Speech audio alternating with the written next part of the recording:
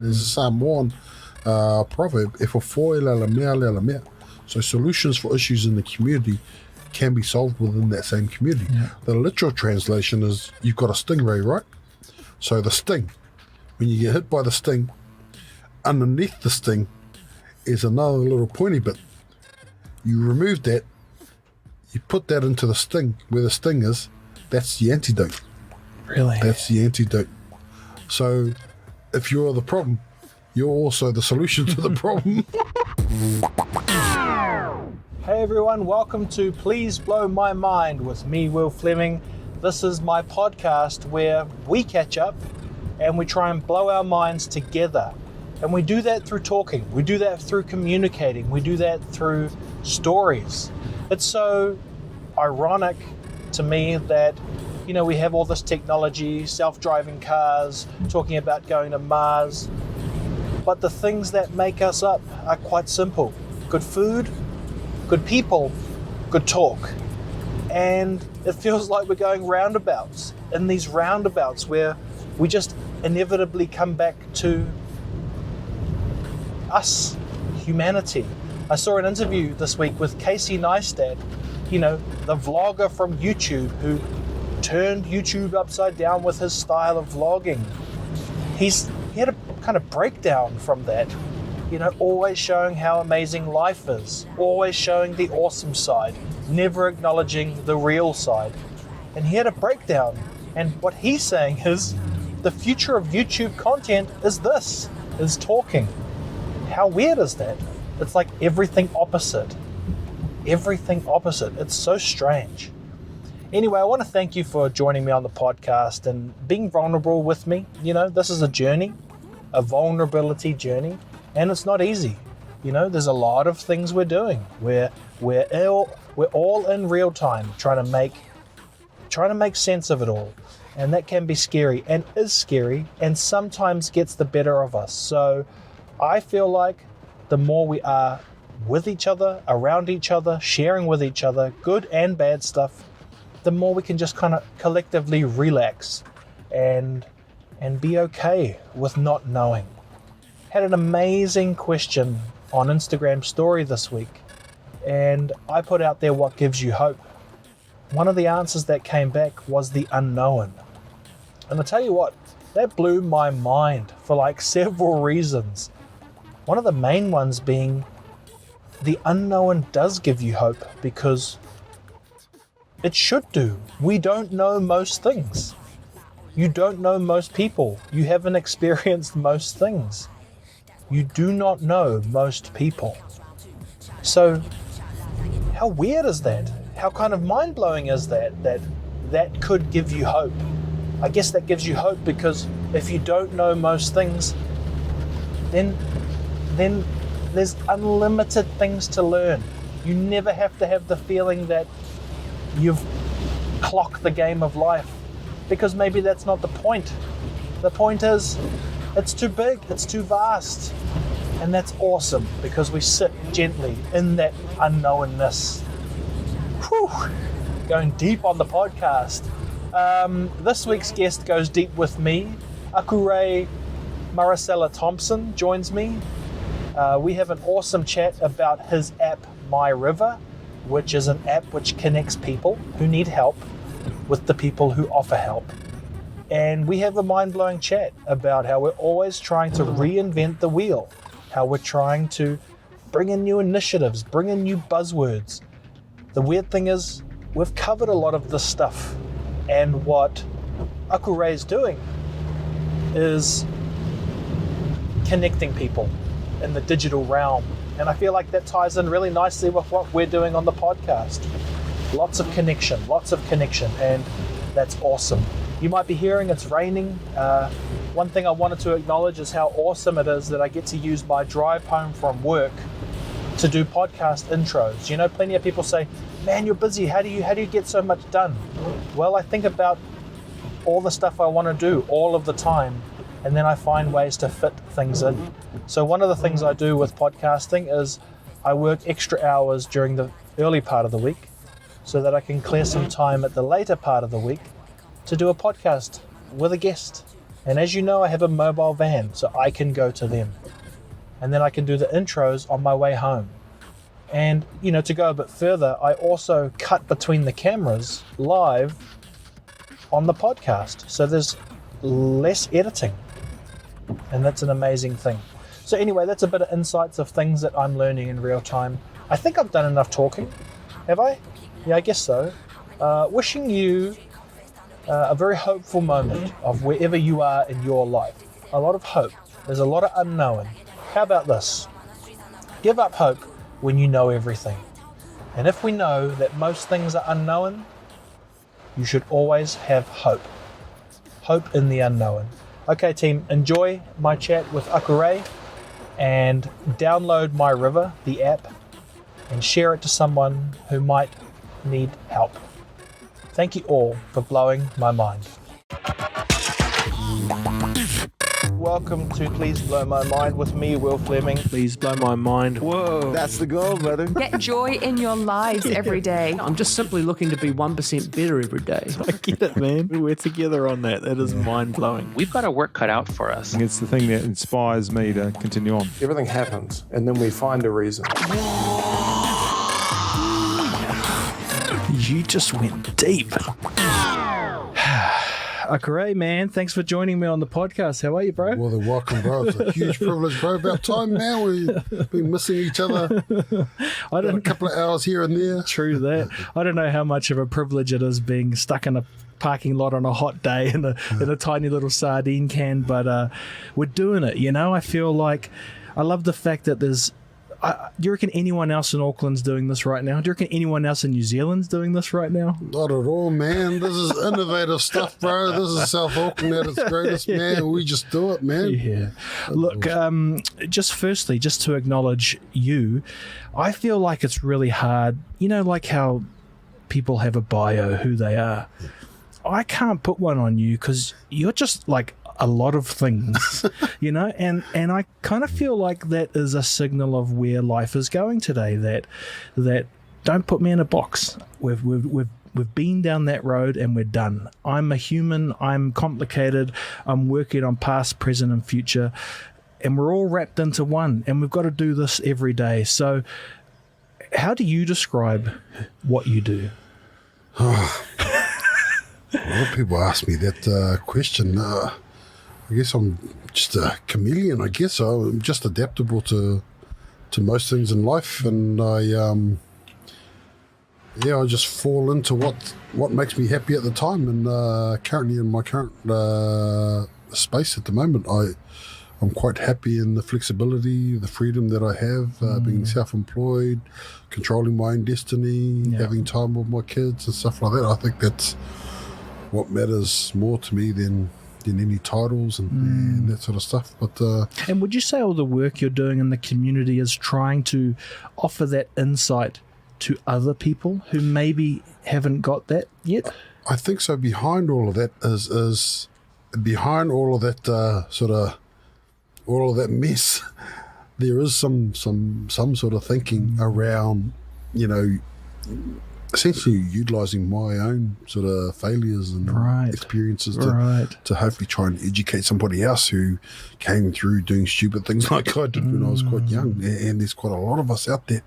I just a normal Pacific Island immigrant to South Auckland that thought I had limited opportunities for things, and through my experiences rubbing shoulders with different people, good or bad, has really exposed me to a lot more things out there that if you were to ask me when I was 18, 17, I wouldn't even believe where I'd be now. But very, very fortunate and privileged. It is an interesting thing. You mentioned people you've rubbed shoulders with, good and bad. I feel like that's a huge part of what you do, is you acknowledge also the bad stuff. Because we love in this world, especially in social media and, even publicly, we love to celebrate just the good things. But life is full of bad stuff too, eh?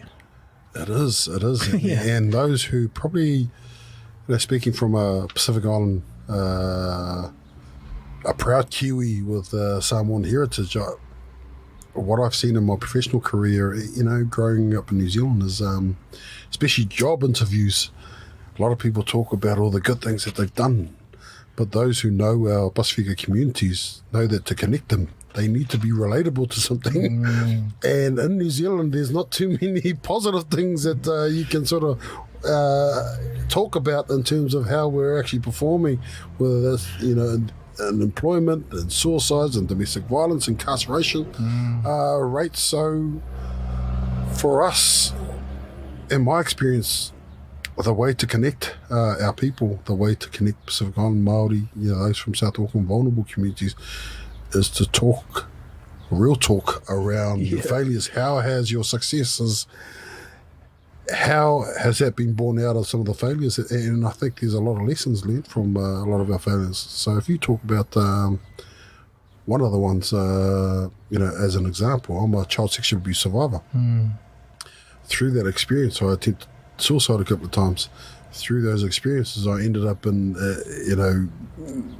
getting involved in youth gangs, started doing stupid things. But some of the qualities, values that I learned from those experiences also helped position me to where I am as an executive, as a chief executive officer, as a multi-award winning innovator and leader. Doing things for organisations that I never even had the faintest idea as a young child. I never grew up idolising the police or ever wanted to be a police officer. It was the last thing I wanted to do. I never envisioned myself being involved in IT. I thought that's something for Chinese people and people with heaps of money. I never envisioned myself as a leader. But then I realised that at high school, I used to stand at the front of the tuck shop and make $20, $30 a day, hustling. People's lunch money, offering different services in exchange, like security services and translation services. All these things I used to laugh about as a young person. I didn't realise until later on it was a huge asset, not only as a business person but also within the government organisation.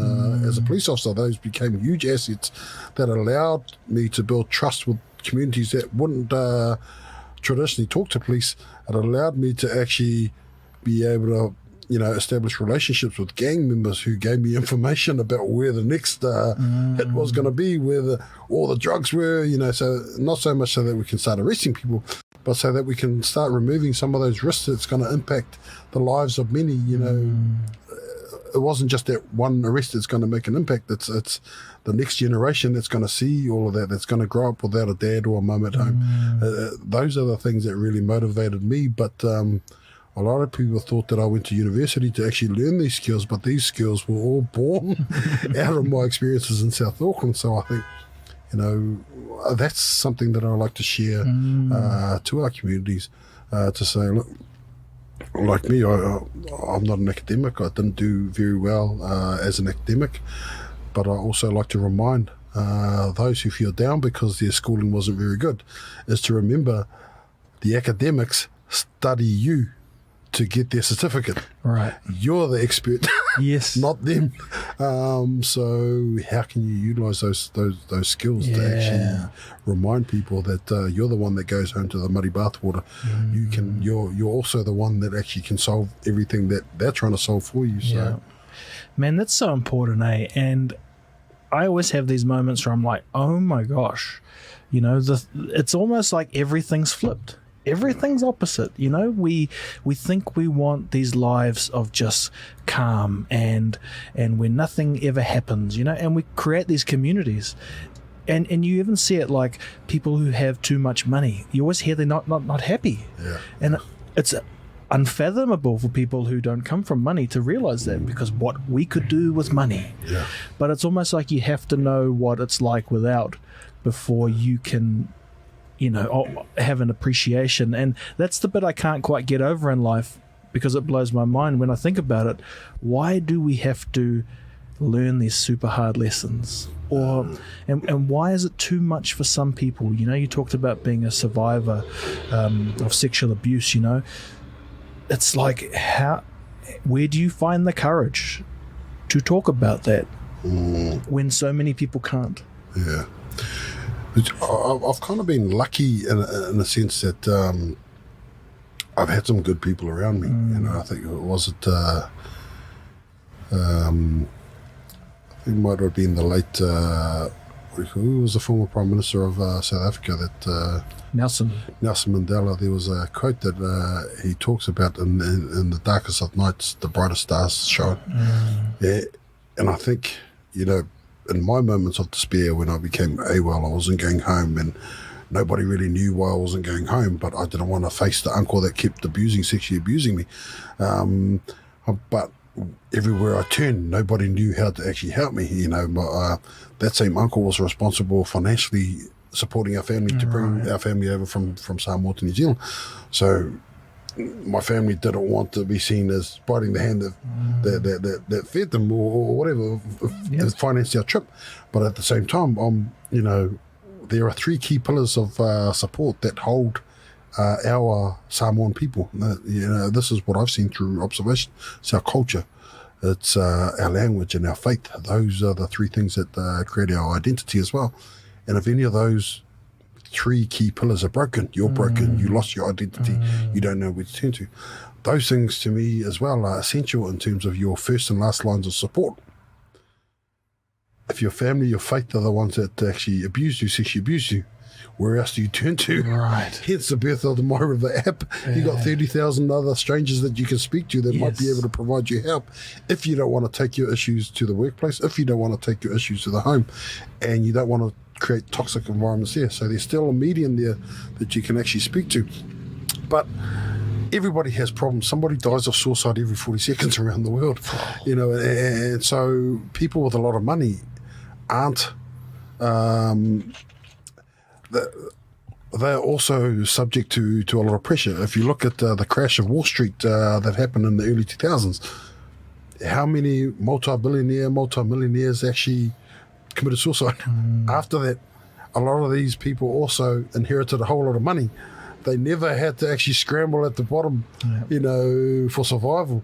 So I think those of us, you know, I can look back at my experiences growing up in a family that didn't have too much, but not having too much and having our experiences held us in good stead now because we know what it's like to come from there. Wherefore, I think it's a lot harder for somebody who's inherited a lot and then ended up with nothing. They've never built that foundation to be able to survive with nothing. So there's more risks at play to them. But also at the same time, those are some lessons that we can teach our people from vulnerable communities, that you're in a better position, you know. So if you can survive from here, you've actually got your master's degree to actually, you know, survive up here. So, and you mentioned MyRivr, that's the app. What's the birth of that? So the birth of MyRivr is a few things. So when I first we came to New Zealand in the early 80s, and all I remember was my parents talking about this place called New Zealand, and my only vision of New Zealand, my only, you know, memories of what New Zealand might look like. They said that they speak a different language, and there are white people there, and we grew up in a Christian family. More than 90% of Samoa is a Christian country. And so a lot of the photos in our Bible were of white people, blonde hair, green eyes, whatever. And so I just envisioned New Zealand as being this country with a lot of these, you know, pale-skinned people with blonde hair, and they speak a different language. But the other thing I heard was that New Zealand was a land of opportunity, good education, a lot of jobs, a lot of money, which was awesome. And so when we came, we were all very, very excited. But when we arrived, the first 18 months to 2 years of our life in New Zealand was very, very stressful. Right. It was very, very cold. None of us have actually experienced this type of cold. None of us has experienced this sort of level of having to speak a language we didn't even teach ourselves before we arrived. And I saw things happening in our family dynamic that was very, very, that I hadn't seen in Samoa, like domestic violence. I'd never seen, you know, I heard the odd arguing, but this time it was pulling the hair, punching, you know, scratching, you know, between mum and dad. But those things also aligned with their stress levels, because Dad was picked up a few times by the cops, drink driving, not having a driver's license, all these little things. Nobody taught them about you need a driver's license when you go, and to get a job in New Zealand, you need at least a driver's license before you can get a job. Nobody taught my parents anything about financial literacy. They're sending a whole lot of money to Samoa to help, because we're a giving people. We thrive upon the service is how you make your way up to the pecking order. And so my parents were unprepared, and when they tried to reach out to different people for support, everybody was too busy. So they didn't know where to turn to. Wow. And so that was one. My experience with child sexual abuse was one. Didn't know who to turn to. And my experience in the police. So in the police in 2006, there was a spate of youth gang-related homicides across New Zealand, across South Auckland area. Most of them were young Pasifika kids like me, going through exactly the same experience. A lot of them had never come to the attention of police before. So given my background with youth gangs and child sexual abuse and suicides, I was shoulder-tapped to actually run this team, which was set up to actually target youth gangs and try and quell the issue. Now, I took on the challenge because one of my issues in the New Zealand police is quite often when something happened in the community, like a Māori or Pasifika community, they will send a white executive, with a 6-figure salary over to America, Europe, and then they bring back all these solutions, all these ideas, frameworks, and strategies and whatnot. And my issue was that did they have to pay somebody, send somebody over that has never lived in Otara over to Europe to bring their frameworks here? They were undermining the ideas and solutions in my community to come up with their own problems, because they're the ones that go home to where the babies are dying. Yeah. They're the ones that are going home to where the mums and dads are dying from domestic violence. Why aren't we asking them what solutions are? So I managed to challenge my bosses and convince them enough to actually let me actually drive what solutions look like by actually asking people that go home to the muddy bathwater.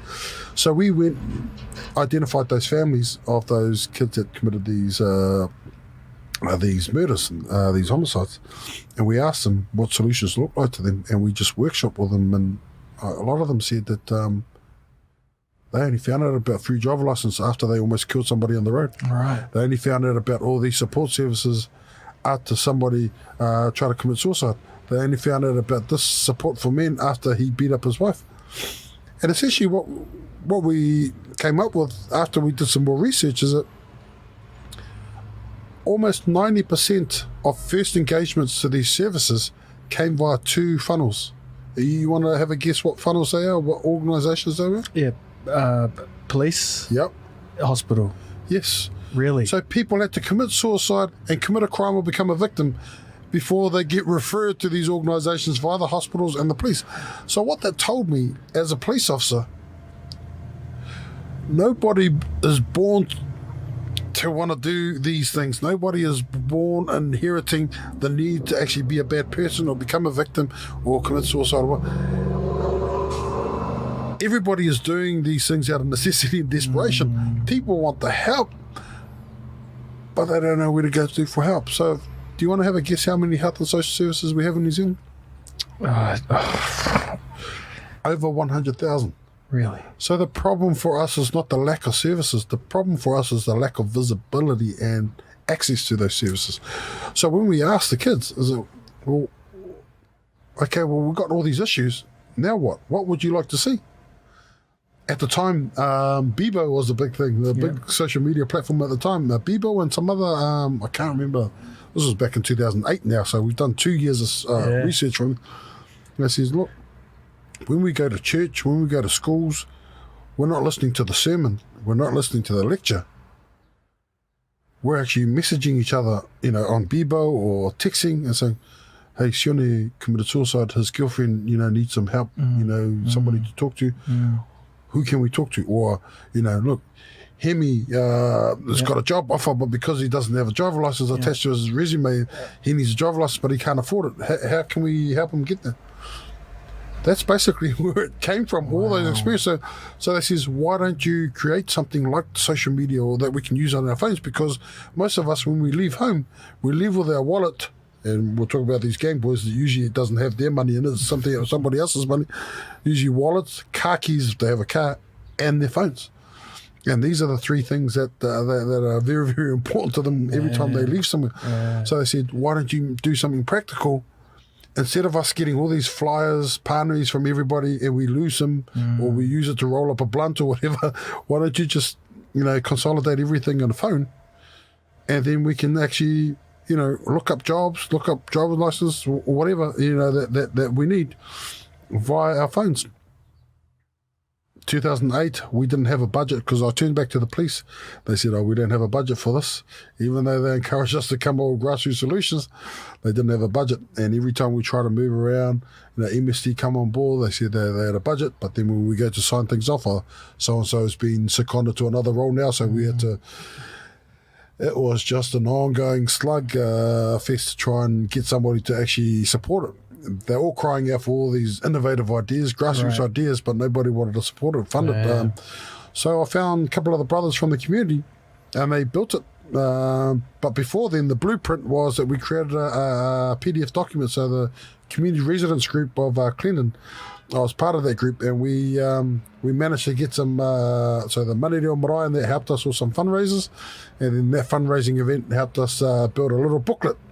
And that booklet was the blueprint of MyRivr. So it's just a directory of 20 local youth services around the Clennon area.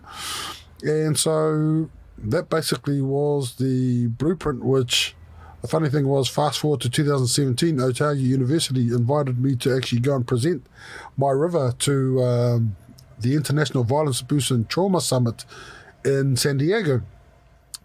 And when I attended, it was attended by more than 1,000 people, over 80 or so countries represented. And a lot of these people were professors, doctors, so I was way out of my league. But what gave me good confidence was that there were two professors went up and presented about the directory that they had. It was a PDF directory, similar to the booklet I created in 2008. And so when I went up and presented the MyRivr app and they saw the presentation, that's when and bearing in mind before then, I was applying for all these grants as the general manager of the organised NGO, and we weren't getting much love from New Zealand. And so after my presentation in the foyer, I was bombarded with all these professionals all over the world saying, man, your grassroots ideas is awesome. The way you Māori and Pacific people do things is awesome. We need to adopt it here. So I found the irony in that we're struggling to get our ideas up here getting supported, and we're not. But now most of MyRivr's funding and support is coming from overseas. But the birthplace of the MyRivr app, basically after those experiences, is from the gang kids that I worked with in the police. They're the ones that came up with the idea. And that's why I'm so passionate about going back to South Auckland schools, working with those organisations that work with these people, is to say, look, the same things that you discard as potential careers later on, like becoming a president of a gang, the sergeant-at-arms of a gang, you can utilise those same values and that you've adopted there to become a CEO, to lead a government organisations or do whatever you want successfully to help our people. Those are the same things that you utilise there to scare people and end up in prison, are the same things that you can adopt, legally to become a world-leading innovator or whatever it is that you choose to become. But all my ideas aren't my ideas. I'm just like I go and ask people what they like, and then I go and hustle and find people to actually put wheels on the ideas, like the app. Nobody wanted to fund it in New Zealand, so I found a couple of brothers at a random event, and they says, look, we'll sell our home and we'll fund it. And so it strikes me that you're not trying to reinvent any wheels. No. You're just trying to connect, brother. And I get it why people who don't do it tough don't see that, because you're not, if you don't need help, why are you trying to weigh in on people that do? So it had to only come from the communities that need help. Hey, the solution has to... Exactly. And that's why with our organisation, and I'm quite passionate about and I've been pushing this since I was a young lad, but there's a Samoan proverb, e whawhoi le mea le mea. So solutions for issues in the community can be solved within that same community. Yeah. The literal translation is, you've got a stingray, right? So the sting, when you get hit by the sting, underneath the sting is another little pointy bit. You remove that, you put that into the sting, where the sting is, that's the antidote. Really? That's the antidote. So if you're the problem, you're also the solution to the problem. and so that's what that's the literal translation to it.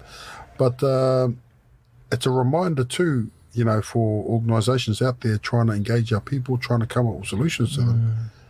Make sure you're actually attacking the actual solution, not just coming up with some fancy words that, you know, but not involving the actual people that matter in those conversations. And when I say in conversations, you know, it's everything. Like one of my biggest issues in the police when I was working there, and some of these other big public services, you look at the rates that they pay for consultants contracts, right?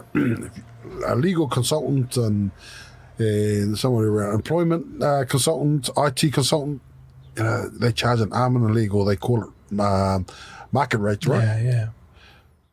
But then the communities that they're trying to engage your services, like Māori, Pasifika, ethnic and Asian communities, they have liaisons there. Or instead of paying them, the consultants in those fields, their market rate, what do? They form advisory groups.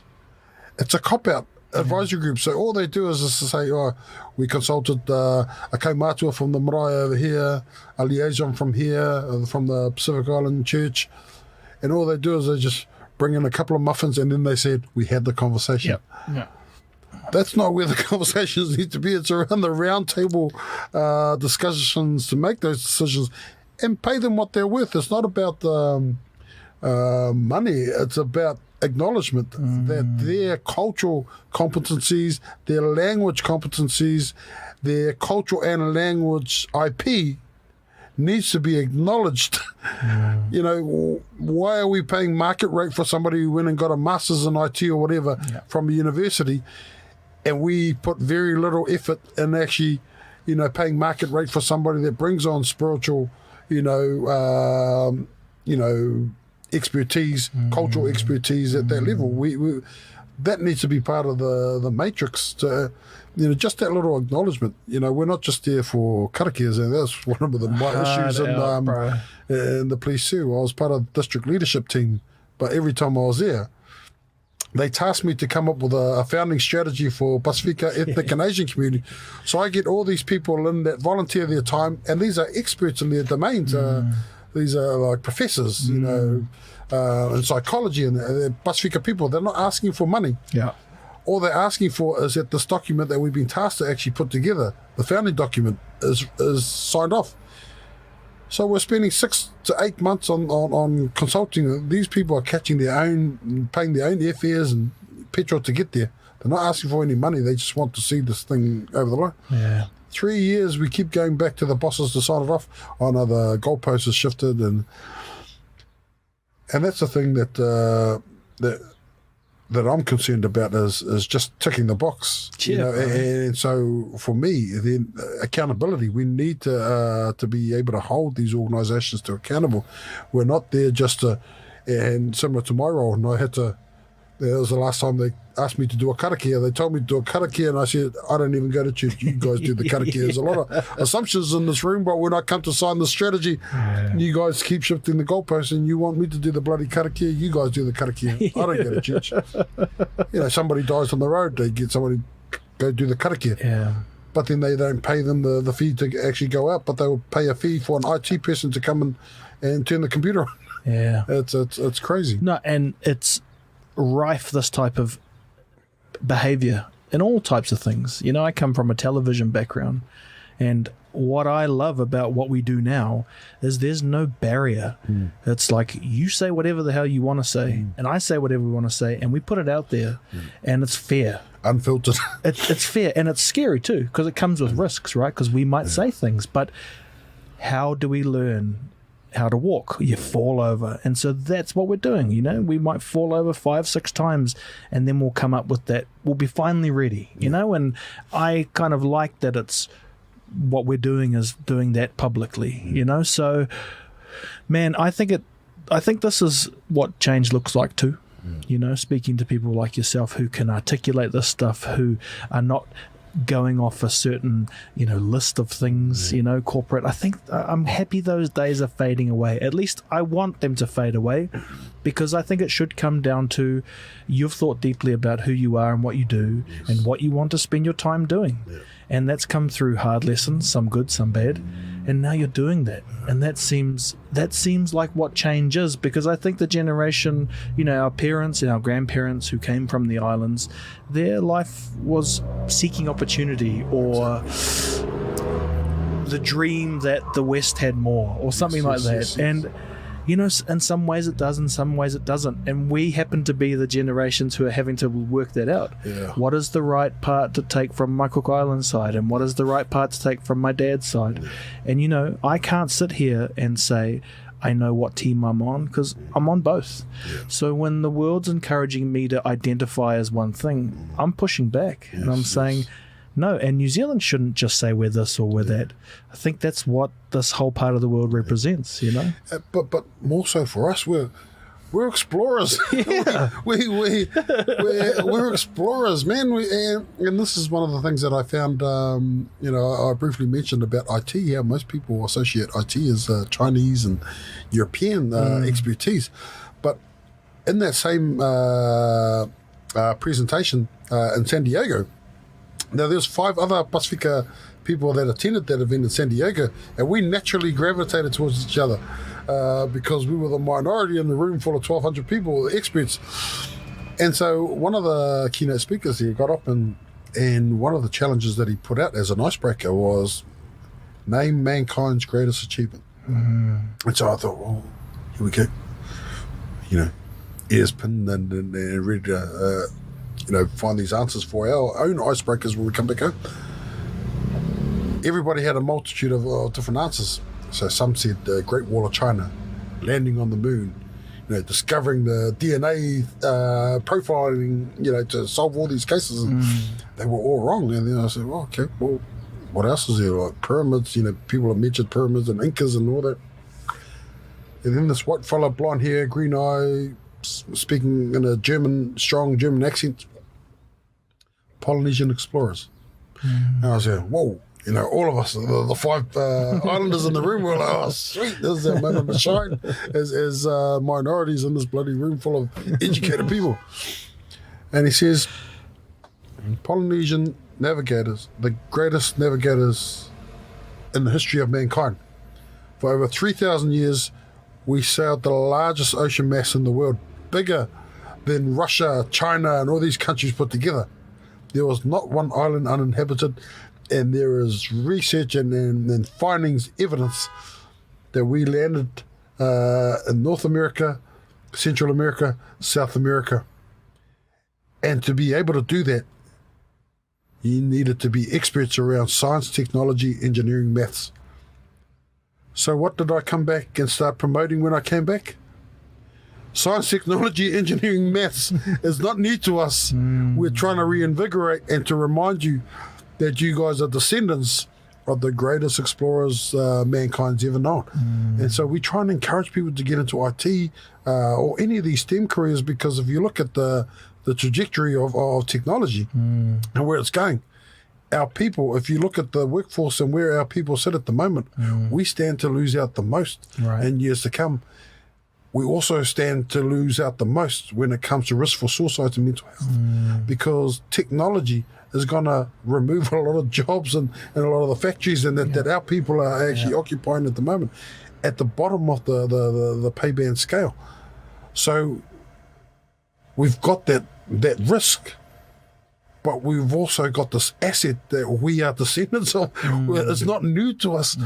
How do we actually voyage back to actually finding those skill sets that made us the greatest navigators or explorers that history's ever known. So I think, the last research paper I saw, I think between Māori and Pasifika, we only represent in the workforce less than 2% of those operating in the IT space. Less than 0.5% of Pasifika people working in that space own their own IT companies.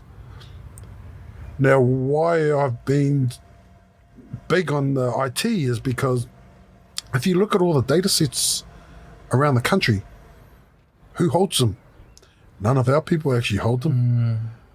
But a lot of people that hold them actually control the narrative and control where all the funding goes. Yeah.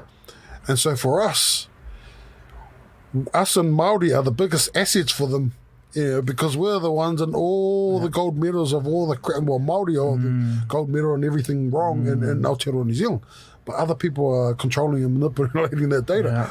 How can we own that data? How can we control the narrative and tell our own stories and actually better inform organisations and the resources to where they need to be rather than somebody else? Yeah, bro. And again, with technology, is the most valuable commodity, is bigger than gold and diamond is data. So how can we encourage more of our people to start getting involved in, things like this too, about telling our own stories, Hard out. controlling our own narratives. Yep. Because I am all but one of many, many, many, many other people just like us. Yeah. You're roaming the streets thinking that there's a lot of us invaders out there, and so I take my hat off to people like you, capturing our stories and putting it at the forefront there for others like us to connect and reinvigorate themselves to realise that our first generation parents that came here in the 50s, they worked in factories. We've gone beyond that point now. The sky's the limit for us. I think so. And I think, part of the reason I think the future's bright is because off the cuff, Māori and PI are some of the most talented, in the moment, observational, and that's all social media is, it's reflecting on what's happening now. If you think of podcasting in New Zealand, that's really being dominated by Māori and Pacific. And all I want to do is upscale that. So that you have a voice, others have a voice, and there's no barrier to entry. For ages it was controlled by TV and radio, and I'm saying that's their own metric. They can measure it however they want. We'll just be over here, where the rest of the world is. The rest of us are. Yeah. But the power of that too is, like, we're creating the narrative ourselves, and the beauty of technology too, social media, yes, it has some risks as well, but it also has some huge benefits in that we're telling our own story, we're creating our own platforms, and we don't have to wait for others. Exactly. It's kind of, in a huge sense, even the playing field a little bit. Yeah. And there are people worried, so I will suspect... It's the power balance. Yeah. There'll be all the people who currently work in broadcast, and they'll be like, right, we've got to get more regulations on the podcast because they're having too much access. So there's some fights ahead, but it's okay because we're already, we're already kind of doing what we need to do. Now, one thing I wanted to ask you that is a little bit confronting, and so I spoke to Joseph Whakawhio, who was Hope Walk, and it was on the morning of this year's Hope Walk in Manukau, and it was a strange conversation because the stats had come out that suicide has never been higher in New Zealand, yet it feels like there's the most conversation ever around mental health, around helping. And I think you've partly talked about it because we're trying to reinvent the wheel. We're not actually getting people the answers they need. But I just wanted to know how you are managing. We're trying. Is our time frame too short? How are you keeping yourself feeling motivated and hopeful in a time where it seems like the wrong statistics keep going up? I think, the thing, because I like dealing with numbers, statistics and stuff, but one of the things we've got to sort of try and weigh up too is how behind our census data is, Right. So when we're talking about the increase of suicide rates, which it has, by number, it's black and white that the numbers are getting bigger. But we got to factor in things like the growth of population, because we're still utilising 2013 census data. Yeah. We've grown by almost 700,000 people since. Right. So there's a huge grey area there. But also at the same time, for me, in terms of how we manage it through stories of people talking to us on the app. See, one of the things that in terms of how we're pushing out the app is the app is not, MyRivr is not a rehabilitation tool. It's not a tool that we encourage people to go to when they're feeling suicidal. Call 111. That's the. We are trying to promote things at the other end of the spectrum that actually can help influence that for the better. Things like jobs. So take for example, we have between 500 to 600 users of our app every day. MyRivr hosts more than 8,000 providers, over 30,000 professionals, and we have 62 million community touchpoints. Most of the services people are reaching out for has nothing to do with suicide, have nothing to do with mental health, but those are the things that get a lot of publicity. It does happen, but a lot of the focus needs to be on the areas that we need to fix. So that's visibility and access to the services. Because in my experience in the police, having attended multiple suicides and homicides across my 12-year career, none of those homicides or suicides I've ever attended had a psychologist sitting in the room holding somebody's hand. None of them held we'd seen evidence people holding an 0800 flyer there. All of them, when we did forensics on their phones, 6 months before their deaths, what was pretty consistent in 9 out of 10 of these cases was that every one of them utilised their smart devices or whatever to actually reach out for help before they died. Right. So it was important for us to bring this all into one place and manage the analytics so that before they reach this point of no return, that we're sending notifications and we're following up on them to say, hey, we noticed that you look for, and it's not really, we tend to help people when they're in a crisis. It's too late. Help them here are the jobs. A lot of people are reaching out for jobs, relationships, driver license. How can we help them here? Because if we help them here, we change the course of the path of their destination point, right? Yeah. And so we spend $54 billion in health and social services, of which more than 90% is spent on rehabilitating people. Something tells me that there's an ethical issue there, there's an integrity issue there, and somebody's taking the piss with the lives of and the misery of our whānau. And that's why coming back to having our own IT company, owning our own data, we need to control that narrative because somebody's taking the mickey. Somebody's taking the mickey out of the misery of our people. And I find I arrested over 700 people. All of them are pretty consistent in that they all made a poor choice out of necessity and desperation. And we've got 100,000 services that nobody knows about. We've got a problem. Yeah. We spent $20 million on free driver license nobody knows about, $15 million on free holiday programs that no parent knows about. And then what do they do in the lead up to the school holidays? They're stressing out, arguing over who's going to take turns staying home. If they stay home again, the boss might fire them. All of these stresses. So it's all good and well having a mental health budget, the first time ever, and throwing millions of dollars into things. But the problem is not creating more services when you've already got. Why don't you just support the existing ones and help extend its reach rather than, okay, somebody else has got another agenda, they need their own initiative in their resume so that they can tick the box in this comment here and then get a higher portfolio. It's not about creating competition, it's about creating cohesion between existing providers. Every provider's out there to do awesome work. But the way they're setting up funding and all of that, it's making people bitch against each other, backstab each other, gatekeep, and be competitive. They're becoming competitive. We're all after the same bloody, we want to actually achieve thriving communities, ultimately thriving communities. That's, people are healthy, they're safe, and they're thriving in whatever their pursuits are. But we've got the system where it's creating, a bitch session, a pissing contest between people. It shouldn't be like that. Bro, I got a friend whose their company is in the mental health industry, whatever that means. It's like saying I'm in a love industry, It's like, we got to articulate it better. What do you mean by mental health? Anyways, I was saying, you should have this guest on your podcast. And they said, no, he works for a different company. I'm like, so the people trying to help people have competition. Something in that equation doesn't seem right. Just before we wrap up, Kyron, pass that camera, bro. I want to give you a quick shout out on the podcast for standing there and doing filming. Thanks, brother. Kyron's an old video student of mine, and now he's joining me on the podcast to come and help record some of this gold. You haven't got sunburnt? You all right? No, I'm good. Sweet. Okay, take the camera back. Keep working, bro. Keep working. Bro, I want to ask you the question I ask every guest, which is, do you have one moment that you can share that, I call it blew your mind, but I think what I mean by that is shaped you in a way that you couldn't see the world the same?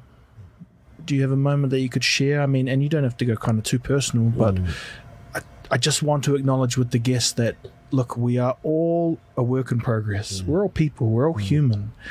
And if I can get people to share the moment that they feel helped them, someone listening, watching might also be able to relate. Yeah, so for me, it's a combination. But the main thing that stuck out to me was that there were people there that were willing to actually give me a chance. And I think it was those moments that actually, I never envisioned myself becoming a police officer. But I became a police officer because a police officer gave me a chance. I never envisioned myself becoming an innovator, but I became an innovator because somebody thought that I had the skills to be an innovator. I never sought out to become a leader. I ended up being an award-winning leader, which I didn't even see myself as a leader. But I think we tend to operate in silos and only encourage people to actually work within, you just work in here because I'm only comfortable to work in that space myself. I think it's those people encourage me to actually not be boxed in, not to succumb to traditional thoughts towards a certain community or whatnot.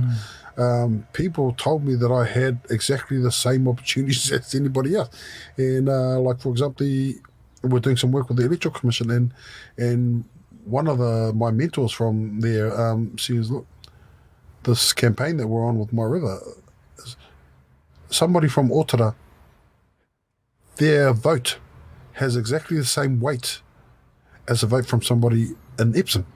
And so to me, I think we truly do have equal opportunity, and that opportunity requires people like us to step up and actually share some of our failures, because those failures is gold mine for other people that might be listening to say, hey, I went to Takaroa College, I went to Hillary College, I went to, Samoa Church College, Aorere College, those are all the high schools I went to.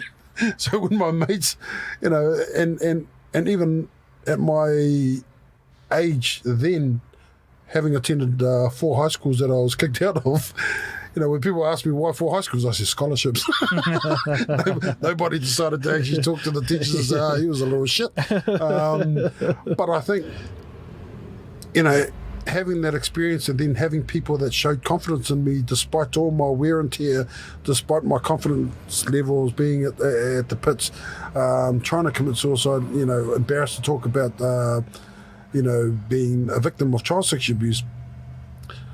I've lost count of how many people since I've come out have actually messaged me and says, look, well, it happened to me too. It happened to me too. So I think that there are good people out there working in these, health and social services, but they're not just experts.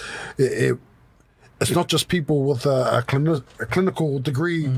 They're not the only ones that are experts. I've had cases where I've attended a domestic incident where the potential perpetrator rung up, and what saved them wasn't a counsellor that he rung up. He walked down the bus stop and talked to a stranger. And through those dialogue, and the stranger turned out to be a homeless person. Through that dialogue, he didn't beat up his wife. So for me, there are so many good people out there, and we've got to create that ecosystem so that we can build on that cohesion to all work together. We all play a part in each other's lives. We're all interconnected. And like I said before, somebody dies of suicide every 40 seconds. It used to be every 15 hours in New Zealand. Now it's every 14 hours. So we all have a huge role to play, and we shouldn't be waiting just for counsellors and experts. just having conversations, dialogues with our children, having dialogues with our partners, our colleagues. Just a check-in. You don't need to have a full script of what you say. It's just saying things like, "Hi, how are you?" Something as simple as that can make a huge difference in somebody's lives, and just a little smile. So those are the little things that we can do. Yeah, bro. Collectively, that can help everybody. Man, that makes so much sense. And I want to thank you for saying it out loud, because I think people think this stuff, but we get confused. We get the hit of endorphins or whatever, and it must be trained through social media. We read it, we think it, and then we think the job's done. But you got to say it out loud, and you said a bunch of stuff out loud, and I think that's what acknowledgement means. I think that's why Māori Pasifika, we acknowledge out loud, because it means something. You can hear it, you can feel it, it goes in, and there's no barrier to entry. People have heard it, they're hearing it, it's out there forever now, and there's something really cool about that. And I think, again, change takes time, but got to do little bit, having you on. So I want to thank you, bro, for joining me on the podcast, for sharing, for being vulnerable, all of these things. We didn't list off any top 10 things to be happy or to have positive mental health. You're just like, you got to live, you got to learn your lessons, and then you got to share them. And it sounds also like do not leave it up to luck or chance. We don't have to. No. Let the algorithm help you. Let geolocation help you. Exactly. Because it's there. You just got to know, eh? Exactly, brother. Yeah, exactly. cool, man. Well, that's us. Thanks, brother. Appreciate it. And where can people follow you and join your journey and support? Yeah, so we got a website. So www.trustmyriver, MyRivr without an E. .co.nz, and we've also got a couple of social media platforms. So we've got a LinkedIn page, we've got a Facebook page, and an Instagram and Twitter page as well. So and it's free to download. So MyRivr is a free to download app. It's some of our ambassadors are Mike King and Dave Letele. So they do a lot of promotions and awareness of the app. It's free to download. You may not need the help, but somebody you do know may. So free download. Share it with your mates, and you appreciate it. Awesome. Thanks for joining me, brother. Cheers, brother. You blew our mind. Thank you Cheers, so much. bro.